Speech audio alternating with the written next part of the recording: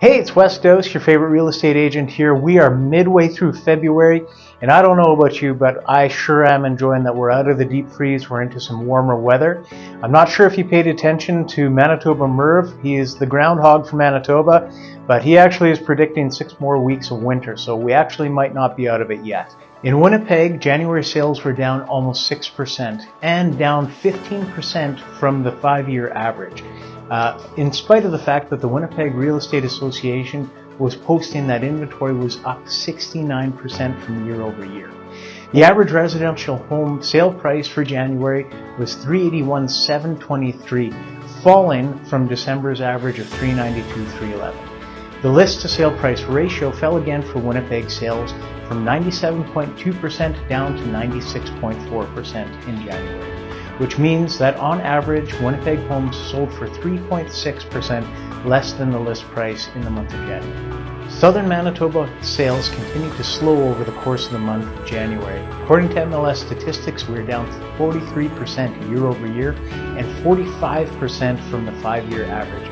And that's in spite of the fact that the Winnipeg Real Estate Board suggested that there was 69% more inventory year over year. The average residential sale price for the month of January was $385,000, which was down from December's average of $389,500. The list to sale price ratio ended at 97.7%, matching that of December 2022, which means that on average, Southern Manitoba homes sold for 2.3% less than the listed price. According to the Bank of Canada's report that was released earlier this month, higher interest rates are working to cool off the inflation. The report goes on to say that when the economy is overheated and inflation is well above that 2%, higher interest rates help to steer inflation back towards the target. The process takes time, but here's how it works. When they raise the policy rates, bank lending rates also go up, making it more expensive for borrowers, discouraging loans. Less borrowing typically equals less demand and allows supply to catch up. As this happens, inflationary pressures begin to ease. Starting in March 2022, the policy rate rose from 0.25% up to 4.5%. The report goes on to say that they are pausing rate hikes to assess the impact that has been done so far. The hope is that inflation cools and comes down to 3% by mid-2023 and that they reach their goal of 2% somewhere in 2024. For mortgage interest rates, we've actually seen some positives out there as of recent, with fixed rate mortgages falling slightly over recent weeks. With some searching, one can find an advertised rate as low as 4.59% for a fixed rate, while variable rates presently are somewhere above that 6% from what I've seen. My advice would be to shop around for a competitive interest rate and lock in for a shorter term, something like a 2 to 3 year term. Okay, if you're considering selling your home this year, it's a good time to get a head start on the process. And here's 3 things that you can do today to get yourself set on the right path. Number 1, start working on preparing your home for the market. Homes that are selling fastest and for top dollar today are those that are maintained, they're staged, they're clean, they're presentable, and if you consider all of those options and that your home fits within that criteria, then you can achieve top sale price within the market and beat the average as far as the days on the market is concerned. Number 2, get yourself financially prepared for making this transition. First thing to do is talk to your mortgage specialist or your banker.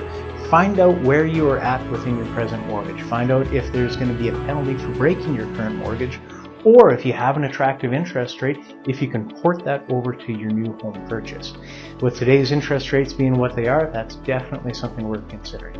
Number 3, get a market analysis done by a real estate professional. The best agents in the market will not only provide you with a comparative market analysis showing you what homes have sold for, but also a statistical analysis that'll tell you when is the best time to sell, what is the average days on the market that you can expect once you're on the market, and what is the list to sale price percentage that you can expect with a sale within your community. So check all of those things out and definitely get a professional to give you an opinion. Okay, if you're considering making a purchase within this market, now may be a real good time to get in touch with a mortgage specialist and try to lock into one of these shorter term mortgages, something that has a competitive interest rate. If you're shopping in this market, you need to have a real estate agent who's looking out for your best interest. Interview, pick an agent who's got your best interest at heart and also provides you with market data that's relevant to the market that you're shopping within.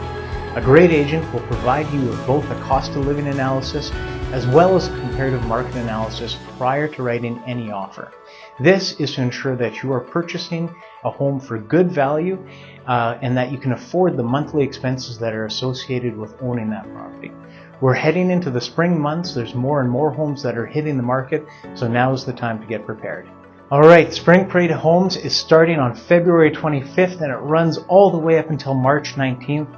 Our team is going to be hosting 3 gorgeous homes that are built by Heritage Lane Builders, and they're located, one is at 49 Chimney Swift in St. Adolphe, Manitoba, and then we've got one at 24 and 25 Prestwick in Niverville, Manitoba.